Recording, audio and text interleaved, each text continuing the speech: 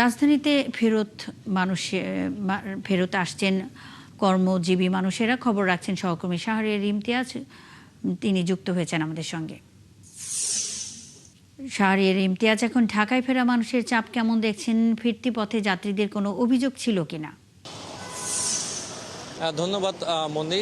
যাত্রীদের কিন্তু বেশ চাপ রয়েছে। সকাল থেকে আমরা দেখছি যে যাত্রীরা দেশের নানা প্রান্ত থেকে আসছেন এবং এখনো কিন্তু আমরা দেখছি যে যাত্রীরা আসছেন এবং কিছুক্ষণ পর পর অর্থাৎ 20-25 মিনিট পর পর যেহেতু যাত্রীরা আসছে, বিভিন্ন বাস আসছে। তবে এখন সিরাজগঞ্জ থেকে সর্বশেষ একটা বাস এসেছে এবং তারপরে দেখেছি যাত্রীরা চলে গেছে এবং কিছুক্ষণ পর পর যখন আমরা দেখেছি 10 থেকে 20 মিনিট পর পরই আসলে বিশেষ করে এই গাবতলী বাস টার্মিনালে উত্তরবঙ্গের যে বাসগুলো আছে, সিরাজগঞ্জ, টাঙ্গাইল এবং দিনাজপুর, এই রুটগুলোর গাড়িগুলো এখানে বেশি আসছেন এবং যাত্রীদের কাছ থেকে অভিযোগের বিষয়টা যদি বলি যে তারা বাড়তি ভাড়া নিয়ে তাদের কাছে মিশ্র ধরনের অভিযোগ আছে। অনেকে বলেছে যে অনলাইনে অনেকে টিকিট কেটেছে, তারা বলেছে যে নির্ধারিত যে দাম টিকিটের মূল্য সেই দামে তারা টিকিট কাটতে পারছে, কিন্তু অনেকে আবার বলেছে যে তারা সারা বছর যে দামে যায় সে দামের থেকে অনেকটা 1 থেকে 150 টাকা দাম তাদের কাছে টিকিটের মূল্য বেশি রাখা হয়েছে, এমনও অভিযোগ আছে।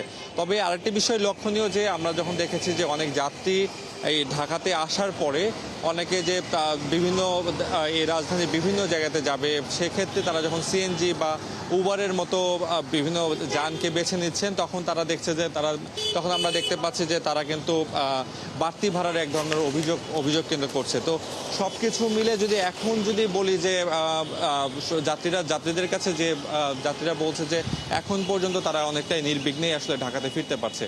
এই ছিল আমার কাছে গাবতলী বাস স্টপ থেকে আমার কাছে সর্বশেষ মনে। শাহরিয়ার ইমতিয়াজ সঙ্গেই থাকবেন। ঈদের ছুটি শেষে ঢাকায় ফিরছে মানুষ, এই বিষয়ে খবরাখবর নিয়ে গাবতলী থেকে শাহরিয়ার ইমতিয়াজ যুক্ত ছিলেন।